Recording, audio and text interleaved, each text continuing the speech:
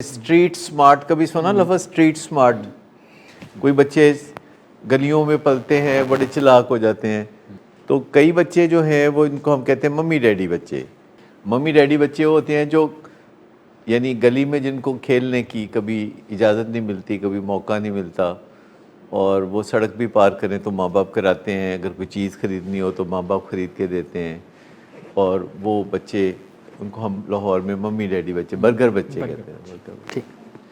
تو یہ یو کے والے، امریکہ والے، تو بچوں کو بھی جو گلیوں میں لڑتے پھرتے ہیں بچے، وہ ذرا تگڑے ہو جاتے ہیں، اسٹریٹ سمارٹ ہو جاتے ہیں. تو میرا خیال ہے، ایسی غلط بھی ہو سکتا ہے کہ انگریزوں نے میرے خیال میں کوئی کشتیاں نہیں کی ہوتی، کوئی انہوں نے اپنے آپ کو تگڑا نہیں بنایا ہوتا. اور ہمارا سانس کا نظام بڑا دلچسپ ہے. جیسے اس وقت ہم اس ہال میں بیٹھے ہوئے ہیں تو ہم سب سانس لے رہے ہیں اور کوئی کسی کو پتہ نہیں چل رہا، ہمارے سانس کی کوئی آواز نہیں ہے. لیکن اگر میں ایسے سانس لوں اور آپ بھی سب ایسے اگر سانس لیں تو اس کی ایک باقاعدہ آواز آئے گی پوری اس ہال میں. تو اس کا مطلب ہے کہ ہم پھیپھڑوں میں پورا سانس نہیں لیتے، ہم کوئی 30% کے ساتھ گزارا چلتے ہیں، کیونکہ باقی 70% پھیپھڑے اس کام کے لیے نہیں ہوتے کہ آپ کرسی پہ بیٹھے ہوئے ہیں تو ان کی مدد سے سانس لیں. لیکن ہمیں ان پھیپھڑوں کو بھی فٹ رکھنے کی ضرورت ہوتی ہے اور اس کے لیے ان کو بھی یوز کرنے کی ضرورت ہوتی ہے. لہذا دن میں کم از کم 3 دفعہ ہمیں ریسپیریٹری ایکسرسائزز کرنی چاہیے، یعنی نظام تنفس کی ایکسرسائزز کرنی چاہیے، جس سے کہ وہ جو نچلے پھیپھڑے ہیں وہ بھی مضبوط ہو جائیں گے اور اوپر والے پھیپھڑے اور زیادہ مضبوط ہو جائیں گے. جیسے آپ جانتے ہوں گے کہ پاکستان کی جو فرسٹ لائن آف ڈیفنس ہے وہ لاہور ہے، اور جو سیکنڈ ڈیفنس آف لائن ہے وہ گوجرانوالا ہے. تو مجھے بتائیے کہ لاہور کو تگڑا ہونا چاہیے کہ گوجرانوالے کو؟ ویسے تو لاہور کو بھی، لیکن اصل میں گوجرانوالے کو، کیونکہ اس کا تو اور مقصد ہی کچھ نہیں ہے کہ جب لاہور مقابلہ نہ کر سکے تو پھر گوجرانوالا مقابلہ کرے گا. تو ساری کی ساری توجہ گوجرانوالے پہ ہونی چاہیے کہ اگر لاہور مار کھا گیا خدا نہ خواستہ کسی دن تو پھر گوجرانوالا پیچھے ہے. لیکن اگر ہم گوجرانوالوں کو تگڑا کرنے پہ بہت زور رکھیں گے تو در حقیقت کون تگڑا ہو جائے گا؟ لاہور، جس کے پیچھے بیکنگ ہوگی. لہٰذا جب ہم یہ نیچے کے پھیپھڑے جو نارملی آسانی سے کام پہ آمادہ نہیں ہوتے، تھوڑے ہارڈر عام ہو جاتے ہیں، ان کو ہم تگڑا رکھیں، سیڑھیاں چڑھتے اترتے رہیں اور دن میں جاگنگ کریں. اور آپ نے دیکھا ہوگا کہ جب کوئی اگر آپ پہلے دن دوڑیں تو کتنے میٹر آپ دوڑ سکتے ہیں بغیر سانس چڑھے ہوئے؟ 100 میٹر. اچھا، اگر آپ روز دوڑنا شروع کر دیں تو 15 دن بعد آپ کتنے میٹر دوڑیں گے؟ 200 میٹر. اور اگر 6 مہینے آپ یہی کرتے رہیں تو 1 کلومیٹر. تو 1 کلومیٹر جب آپ دوڑیں اور آپ کو سانس نہ چڑھے تو اس کا مطلب ہے کہ آپ کے جو اینڈ والے پھیپھڑے ہیں، دور والے پھیپھڑے ہیں، وہ بھرپور کام کر رہے ہیں اور آپ کو سانس نہیں چڑھنے دے رہے. آکسیجن سپلائی، کاربن ڈائی آکسائڈ وہ کری جا رہے. تو ایتھلیٹس اسی لیے اسٹیمنا جن کا بن جاتا ہے تو وہ بھاگتے ہیں اور ان کو سانس نہیں چڑھتا، کیونکہ ان کے اوپر والے پھیپھڑے بھی کام کرتے رہتے ہیں اور ہر روز نیچے والے پھیپھڑے بھی کام کرتے ہیں.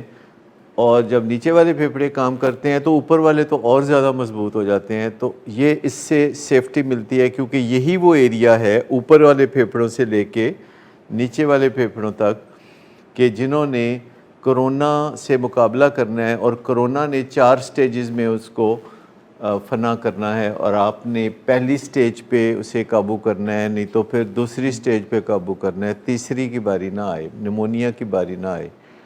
اور اس کے لیے اگر آپ کھڑے کھڑے بھی جاگنگ کریں اور ایکسرسائزز کریں اور بریدنگ ایکسرسائزز کریں اور سنیزنگ ایکسرسائزز کریں. سنیزنگ ایکسرسائزز ہوتی ہیں جب آپ کو چھینکیں آپ خود لاتے ہیں.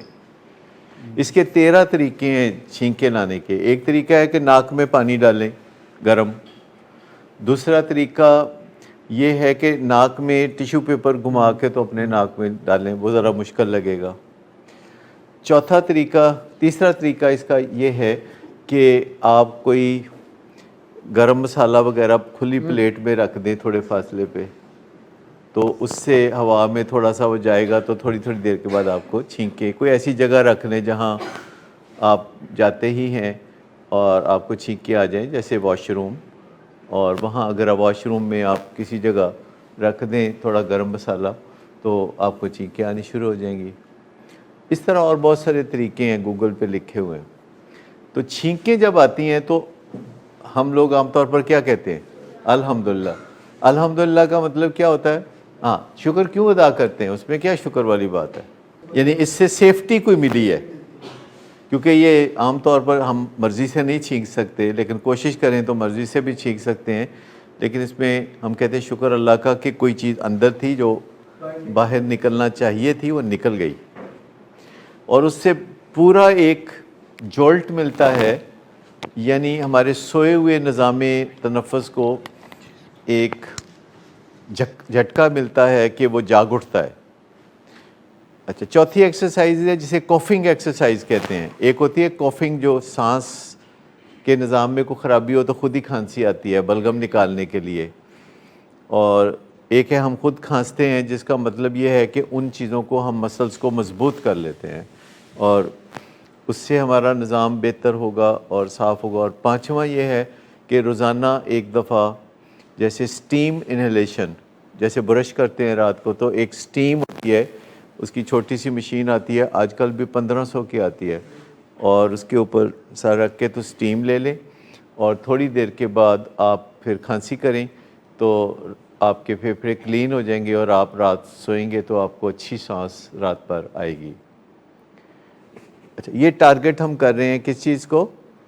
پھیپھڑوں کو ٹارگٹ کر رہے ہیں، ریسپیریٹری سسٹم کو ٹارگٹ کر رہے ہیں۔ گڈ آفٹر نون سر۔ گڈ آفٹر نون سر، ایک کلائنٹ بہت دیر سے آپ کا انتظار کر رہے ہیں۔ کیا تمہیں کس نے کہا تھا اپائنٹمنٹ دینے کو؟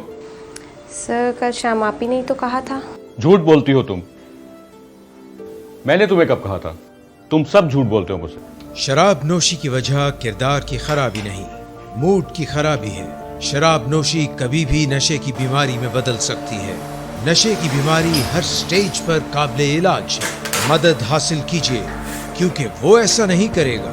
ولنگ ویز سے مدد حاصل کیجیے، کہیں سے بھی مدد حاصل کیجیے، لیکن فوری مدد حاصل کیجیے۔ جس معجزے کے انتظار میں آپ نے بہت دیر کر دی، اب وہ دستک دے رہا ہے۔ مدد حاصل کیجیے، مدد حاصل کیجیے، مدد حاصل کیجیے۔